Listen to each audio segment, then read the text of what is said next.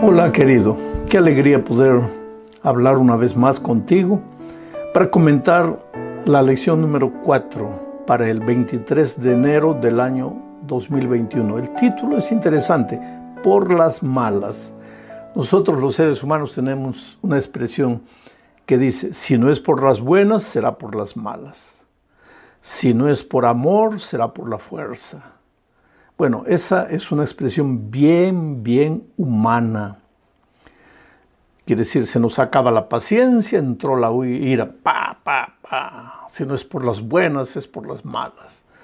Y a veces cuando pensamos en Dios, pensamos desde nuestra perspectiva humana en esa actitud divina. Eso no existe, querido. Dios es amor, Dios es misericordia. Dios es fuente de toda bondad. El problema es que Dios tiene su territorio, el territorio del amor, de la misericordia, de la vida, de la sabiduría, de las bendiciones. Si tú permaneces en ese territorio, pues las bendiciones te alcanzan, la vida te alcanza, tienes sabiduría. Es un terreno maravilloso, es el terreno de la plena felicidad. Infelizmente el pecado hizo separación entre nosotros y Dios. El pecado nos arrastra de Dios. Y al arrastrarnos de Dios, fuera de Dios, nos arrastra fuera del territorio de la bendición. Y este es el territorio del dolor, de la injusticia, de la violencia, del desamor, del orgullo, del pecado, de los vicios, la miseria, en fin. Aquí hay muerte, aquí no es una muerte instantánea, es una muerte en gerundio. Morir muriendo, lentamente vas muriendo. Pero me vas a decir, pero pastor, yo conozco mucha gente que está en el territorio de la bendición y también sufre. Claro, pues querido, porque vivimos en un mundo de dolor, un mundo castigado por el pecado. Pero cuando Cristo venga eso acabará. Ahora, aunque los hijos de Dios que están en el territorio de la bendición sean atacados por el dolor no los desespera, no los destruye, no los mata. Y hay otra cosa, el dolor puede durar un día, 2 días, pero siempre habrá un amanecer nuevo, un mañana mejor. Entonces no te desesperes. Pero en la lección de esta semana vamos a ver que el pueblo, Dios habló muchas veces a su pueblo, una vez y otra vez y otra vez. En los capítulos 7, 8, 9, 10, 11, hasta el 12 se habla del reinado del rey Acaz, las advertencias para Acaz, pero pues el rey era incrédulo, no confiaba en las promesas divinas. Y tal es el rey, tal es el pueblo, tal es el sacerdote, tal es el pueblo. Entonces el pueblo también era un pueblo pagano, estaba en la iglesia todos los sábados, iba al ritual, ofrecía sacrificio, pero todo era mero formalismo, no vivían una vida real, auténtica, personal, de comunión con Cristo. Lo peor que te puede pasar es vivir el cristianismo corporativo. Oh, querido, esa palabra horrible, cristianismo corporativo. No, tienes que vivir el cristianismo individual, no corporativo. No tienes que esconderte en la iglesia. No, si la iglesia anda bien, no, eres tú el que tienes que andar bien. Eres tú el que tienes que volver los ojos a Dios. Entonces, la semana pasada quedamos en el anuncio de Dios de que nacería un hijo de la Virgen. Vamos a leer de nuevo los versículos 14, 15, 16 del capítulo 7 de Isaías. Esta semana veremos todo el capítulo 7 y también entraremos al capítulo 8. El texto dice así: por tanto, el Señor mismo os dará señal. ¿Por qué? Porque pues Acaz no había querido pedir la señal a Dios. Entonces Isaías le dice, por tanto, el Señor mismo os dará la señal. ¿Señal de qué? Señal de que lo que evidenciaría para ellos que los enemigos, Siria y Israel, que se habían unido y que venían contra el pueblo de Judá, no los iban a tocar, no los iban a destruir. ¿Y cuál era la señal? Por lo tanto, él mismo os dará señal. He aquí que la Virgen concebirá y dará a luz un hijo y llamará su nombre Emmanuel.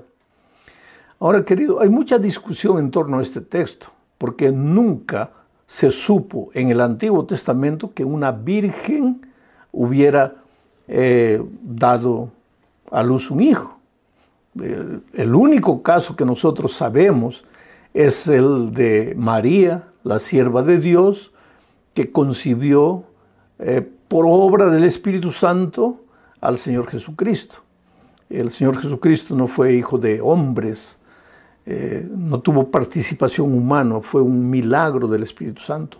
Dios se hizo carne conforme a la profecía, conforme a la promesa divina para alcanzar al ser humano en su desesperación.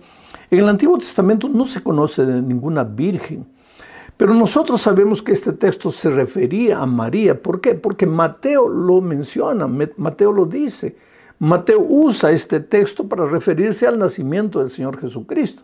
Y entonces la Biblia se complementa. El Nuevo Testamento es el cumplimiento del Antiguo Testamento.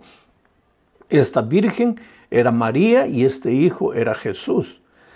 Pero la profecía era interesante, voy a repetir, porque no era solo la promesa del hijo. Dice, por tanto, el Señor mismo os dará señal, he aquí que la virgen concebirá y dará a luz un hijo y llamará su nombre Emmanuel. Ahora sigue.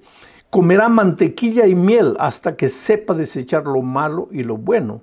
Porque antes que el niño sepa desechar lo malo y escoger lo bueno, la tierra de los dos reyes que tú temes será abandonada. Interesante. Esta profecía fue presentada al rey Acaz. ¿Por qué? Porque estaba con miedo de que Siria se había juntado con Israel.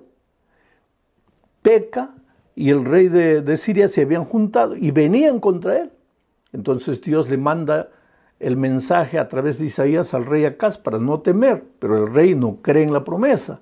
Entonces Isaías le dice, pues Dios te va a dar la señal de que su palabra es permanente, que tus enemigos no te van a derrotar. Y la señal es que una virgen dará a luz y ese niño no tendrá una edad como para definir lo que es bueno, lo que es malo. ¿A los cuántos años un niño puede decir lo que es bueno, lo que es malo? Tal vez a los 3, 4 años. Y la profecía decía, cuando el niño ya sepa distinguir lo bueno y lo malo, tus enemigos, esos dos tizones humeantes, ya habrán desaparecido. Y efectivamente fue así. Poco tiempo después de esta profecía, Asiria ya no existía. Israel ya había sido llevado cautivo. ¿Por qué? Siria ya no existía. Israel ya había sido llevado. Resín y Peca, los reyes sirios y de Israel, estaban derrotados porque los asirios de Babilonia habían venido y los habían derrotado. Pero querido, esta profecía es interesante porque ahora sigo leyendo el versículo 18. Cuando llegue ese día, el Señor llamará con un silbido a la mosca que está al final de los ríos de Egipto y a la abeja que está en la tierra de Asiria. Aquí figuradamente se está refiriendo a los egipcios como la mosca y a los asirios como la abeja. Abejas y moscas inundarán esta tierra. Quiere decir, los asirios vendrían del este y los del sur subirían los egipcios. ¿Para qué? Para destruir al pueblo de Judá. Versículo 19. Y estas vendrán, moscas y abejas, estas vendrán y acamparán en todos los valles desiertos y en las grietas de las piedras y en todos los zarzales y en todas las matas. O sea, los enemigos, los ejércitos enemigos harían una destrucción completa en el pueblo de Judá. Cuando llegue ese día, dice el versículo 20, el Señor traerá al rey de Asiria que habita al otro lado del río y ese rey será como una navaja alquilada. Y aquí ya se está refiriendo a Nabucodonosor. Ese rey será como una navaja alquilada con la cual les rapará la cabeza y el pelo de los pies y hasta la barba. Cuando llegue ese día, quien críe una vaca y 2 ovejas comerá mantequilla, pues será mucha la leche que le darán. Sí, quien quede con vida en el país ciertamente comerá miel y mantequilla. Cuando llegue ese día, El campo donde había 1000 vides con valor de 1000 monedas de plata será un campo de espinos y cardos. Irán allá con arcos y flechas, porque toda la tierra estará llena de espinos y cardos. Por temor de los espinos y cardos, nadie irá a ninguno de los montes antes cultivados con azada, porque solo servirán como pastizales de bueyes para que los ganados los pisoteen. O sea, ¿qué es lo que está haciendo Dios aquí? Dios envía a Isaías a hablar con el rey Acaz, porque el rey Acaz, pagano, idólatra, adorador de dioses falsos, se había apartado de Dios y estaba llevando a la ruina al pueblo de Judá. Ahora venían los sirios unidos con los de Israel a atacarlos, y Judá estaba desesperada, temblando como árboles cuando soplados por el viento. Pero Dios le manda un mensaje de esperanza. Sin embargo, el rey no cree, no confía. Dios le anuncia la solución en un niño que nacerá de una virgen. Le dice que cuando ese niño estará pequeñito todavía, sus enemigos ya habrán sido destruidos, pero el rey no cree. El rey está de ojo en Asiria, de Babilonia, queriendo que tal vez ellos me van a ayudar para enfrentar a estos enemigos que vienen. Pero Dios le dice, no confíes en los hombres, confía en mí. Sin embargo, pues el rey de Judá no cree, no confía en Dios. Entonces Dios le profetiza a través de Isaías. Le dice, tú estás mirando a Babilonia, tú estás mirando a Asiria como la posible solución para la invasión de estos dos enemigos, que son tizones humeantes para mí. Pues te digo una cosa, va a llegar un día en que ese Babilonia a quien tú estás mirando, queriendo que te ayude, va a venir y te va a destruir. Del sur los egipcios van a invadir tus tierras, pero el que te va a hacer daño mismo son las abejas de Babilonia. Ellos van a venir, van a inundar tu tierra, van a dejar todo desolado, pero mi remanente, mi pueblo fiel, comerá leche y miel. La tierra que fluye leche y miel, esa expresión se refiere a las bendiciones de Dios. ¿Qué es lo que Dios está queriendo decir?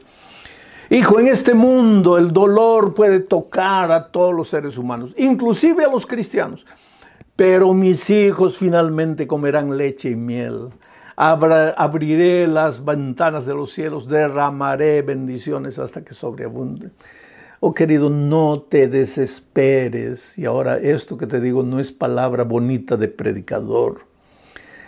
¿Tú crees que yo no he pasado por momentos difíciles en mi vida? Yo como ministro, tanto en mi obra ministerial como en mi vida personal, yo tengo una esposa, yo tengo hijos y hoy día yo tengo nietos. ¿Tú crees que yo no me preocupo por ellos? Que no hay momentos en que a veces veo a un miembro de mi familia cometiendo o tomando decisiones equivocadas. ¿Y qué hago yo? Sufro. Quiere decir, para mí la vida no es un mar de rosas, como no lo es para ti. Yo también tengo que pagar los biles todas las semanas, las cuentas, en fin, todos los meses. Pero ¿qué es lo que Dios te está diciendo? Hijo, mientras vivas en este mundo, pues puede venir el viento de aquí, el viento de allá, el enemigo de aquí, el enemigo, el otro se puede asociar con el otro, te pueden amenazar. Pero tú confía en mí. ¿Acaso no he hecho que una virgen haga nacer un niño? Y ese niño es Emmanuel, Dios contigo, yo nunca te dejo. Hay solución para tu vida, no estás arruinado, no estás desesperado. Eso es lo que te digo, querido. Confía en lo que te estoy diciendo, porque lo que te estoy diciendo no es palabra humana, es palabra divina. Estoy leyendo el texto. Todo el mundo estará desolado, pero tú no, porque tú eres mi remanente, tú eres mi hijo fiel. Y justamente de eso sigue hablando la lección. Porque entonces entramos ahora al capítulo 8. Dios le da otra orden a Isaías. Leo los versículos 1 al 4. Dice así: el Señor me dijo, escribe Isaías, toma una tabla grande y con un punzón escribe en ella acerca de Maher Salal Hasbaz. Qué nombre interesante, Maher Salal Hasbaz. ¿Y quién es este Maher Salal Hasbaz? Otro hijo de Isaías. Dice así: como testigos confiables, escribe Isaías, reuní conmigo al sacerdote Urías y a Zacarías, hijo de Jeberequías. Luego me allegué a la profetisa, la cual concibió y dio a luz un hijo. Esto es interesante, querido. Él recibió de Dios la orden, Isaías recibió la orden de tener un hijo con la profetisa. No sabemos cuál es el nombre de ella, pero está escrito aquí, la profetisa. Pero él no simplemente fue y convivió con la profetisa. Y aquí hay una lección valiosa. Él llamó a los testigos, hizo un matrimonio correcto. Porque aunque la cultura de nuestros días dice que puedes vivir con una mujer un año, después otro año con la otra, con la otra, con la otra. No, querido, la cultura puede cambiar estilo de comida, estilo de ropa, estilo de cabello, estilo de zapato, hasta estilo de música, puede cambiar lo que cree, pero la cultura no puede cambiar principios. Y lo que es principio, y los 10 eternos principios de Dios están en su sagrada ley. Entonces, él se casó como todo hijo de Dios obediente a Dios debe casarse, y tuvo un hijo, y a ese hijo es que le puso por nombre, porque el versículo 3 dice, luego me allegué a la profetisa, la cual concibió y dio a luz un hijo. Entonces el Señor me dijo, ponle por nombre Maher Salal Hasbaz. Ya Isaías había escrito en cartaces grandes por todos los lugares, está difícil el nombre, Maher Salal Hasbaz. Yo no sé, cuando los muchachos estaban jugando ahí de chiquitos, ¿cómo le llamarían a Maher Salal Hasbaz? Oh, Maher Salal Hasbaz. Yo creo que tendría un nombre familiar que todos le llamarían, una especie de apodo, de short name, lo que sea. Pero ese Maher Salal Hasbaz tenía un propósito, porque era un mensaje. ¿Y qué mensaje era ese? El mensaje. Porque antes que el niño sepa decir Padre mío, ese niño, y Madre mía, antes que diga, la riqueza de Damasco y los despojos de Samaria serán llevados ante el rey de Asiria. Una vez más viene la promesa de Dios. Ese tu hijo, que quiere decir, viene el enemigo para devastar todo. Ese es el nombre de Maher Salal Hasbaz. Viene el enemigo para acabar con todo. Antes que ese niño empiece a hablar, tus enemigos ya habrán sido derrotados. Cree en eso. Pero pues el rey era contumaz y no creía. Se llamaba Acaz, pero era contumaz, terco, hundido en la cultura de sus días, idólatra. Se acordaba de Dios en los momentos difíciles, pero no era capaz de creer. Y Dios le coloca ahora, a través de la vida del hijo de Isaías, ese nombre, Maher Salal Hasbaz, que diciendo, arrepiéntete, porque si no te arrepientes, el enemigo viene y te va a despojar, se va a llevar todo. Pero él no hace caso a nada. Leo más, Isaías capítulo 8, versículos 5 al 7, dice, el Señor me habló una vez más y me dijo, este pueblo, dirigido por Acaz, rechazó las aguas de Siloé, que quiere decir paz. Rechazó las aguas de Siloé, porque Dios estaba ofreciendo paz.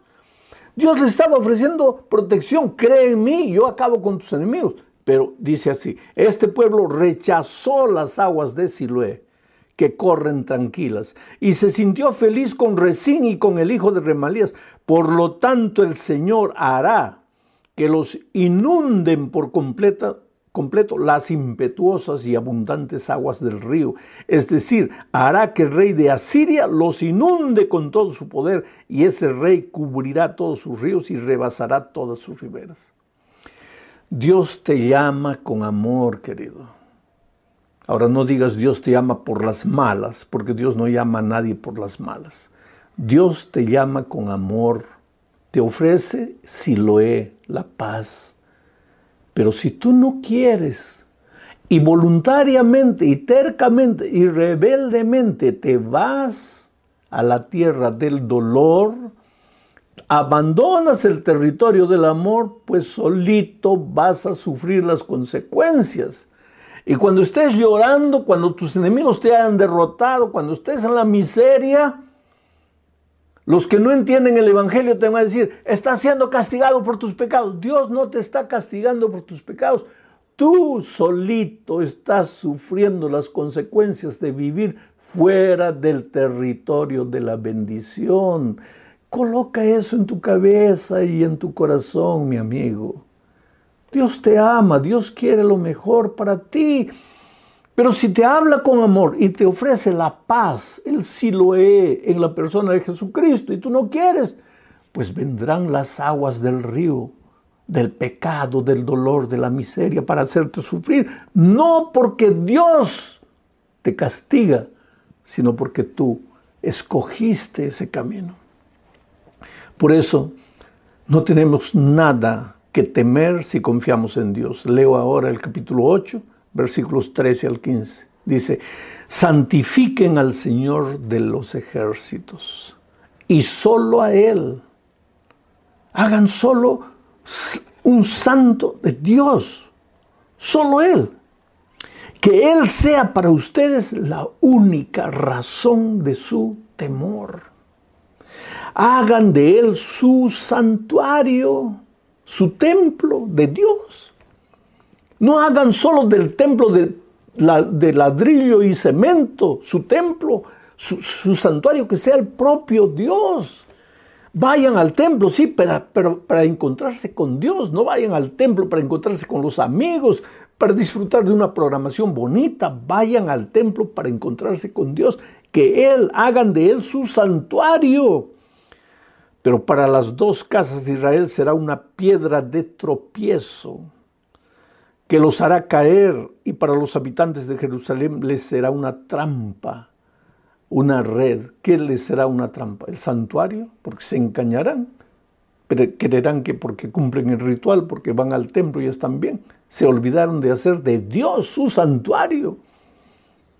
Quiere decir que puede ser una trampa pensar que porque vamos a la iglesia y cantamos y nos emocionamos, ya estamos bien, cuando en realidad debemos ir al templo, al santuario, para encontrarnos con nuestro verdadero santuario, que es el Señor Jesucristo. Por eso en la tierra nueva no habrá santuario. ¿Por qué? Porque el Señor Jesucristo estará con nosotros. Él es nuestro santuario.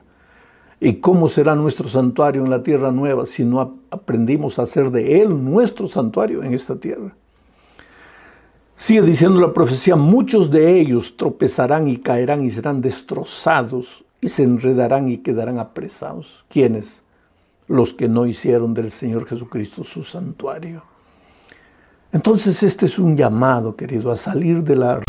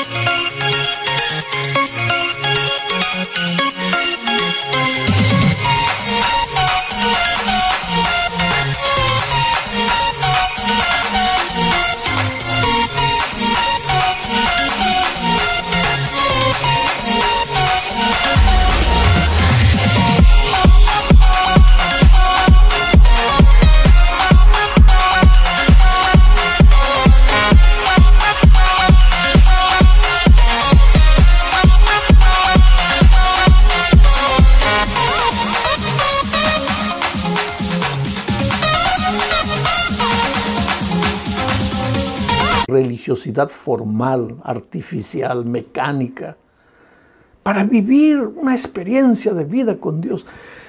¿Cómo podría hacerles entender esto, querido? El disfrutar de las bendiciones, disfrutar de paz, el vivir la vida plena en esta tierra, es simple desde el momento que hayas entendido que tienes que vivir en el territorio de la bendición con el Señor del santuario. Pero separado de Dios, y viniendo una vez por semana a la iglesia y pensando que con eso ya está bien. Así no. Es por eso que a veces las cosas te van mal y no entiendes y te preguntas, ¿por qué me van mal? Porque tu cristianismo es artificial, es mecánico, es de forma. No estás viviendo la real vida cristiana. Termino el comentario de hoy hablando de la terrible desgracia del pueblo de Judá, porque en lugar de volverse a Dios y de escuchar todos estos consejos,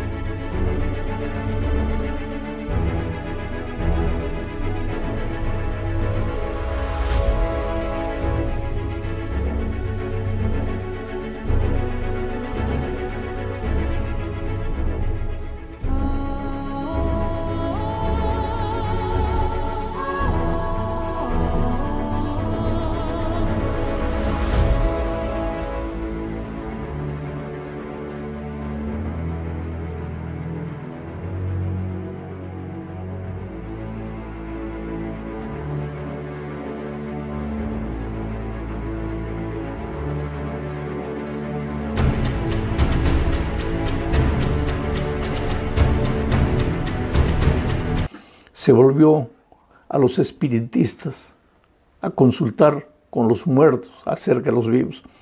Entonces viene el texto, leo Isaías 8, 19 al 22. Y si os dijeren, preguntad a los encantadores y a los adivinos que susurran hablando, responded, ¿no consultará el pueblo a su Dios? ¿Consultará a los muertos por los vivos? A la ley y al testimonio, si no dijeren conforme a esto, es porque no les ha amanecido. Y pasarán por la tierra fatigados y hambrientos. Y acontecerá que teniendo hambre se enojarán y maldecirán a su rey y a su Dios, levantando el rostro en alto. Y mirarán a la tierra, y aquí tribulación y tinieblas, oscuridad y angustia, y serán sumidos en las tinieblas. Quiere decir, ven a Dios, consulta a Dios. ¿Por qué tienes que estar consultando a la astrología, a las estrellas, a los cristales, a las aguas o a los espíritus de los muertos? ¿Por qué? Ven a Dios, consulta a Dios. Y si no lo haces, pues pasarás hambre, pasarás necesidad, maldecirás a tu rey, a tu propio Dios. ¿Y qué pasará? Estarás envuelto en oscuridad y no encontrarás nunca el camino. Entonces ven a Dios. Entrégate a Dios. Cuando digo entrégate a Dios, estoy hablando, aprende a vivir una vida de comunión personal con Cristo. Estudia la Biblia todos los días, ora a Dios y sale y busca una persona para traerla a Jesucristo. Dios te ama, querido. Si en este momento estás triste por algún motivo, quiero decirte que Dios te ama. Él va a venir y va a enjugar tu lágrima y va a colocar su mano en tu corazón. Y se va a depositar en la frente el beso de su perdón y de su paz. Acepta a Jesús. Un abrazo.